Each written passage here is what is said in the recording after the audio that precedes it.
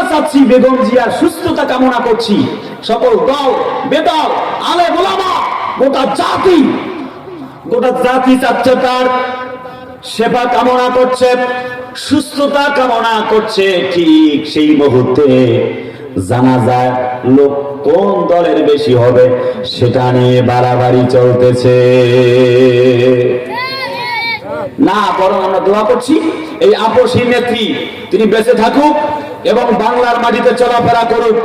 আগামীর বাংলা ইসলামের বাংলা, আগামীর বাংলা কোরআনের বাংলা, আগামী সূর্য ইসলামের সূর্য, আগামীর পৃথিবী কোরআনের পৃথিবী, আগামীর এই পৃথিবী বাংলার এই পৃথিবীকে আগামীর বাংলা ইসলামের বাংলা করবার জন্য সবাই মিলে হাতে হাত রেখে একসাথে বাংলাকে করতে চাই।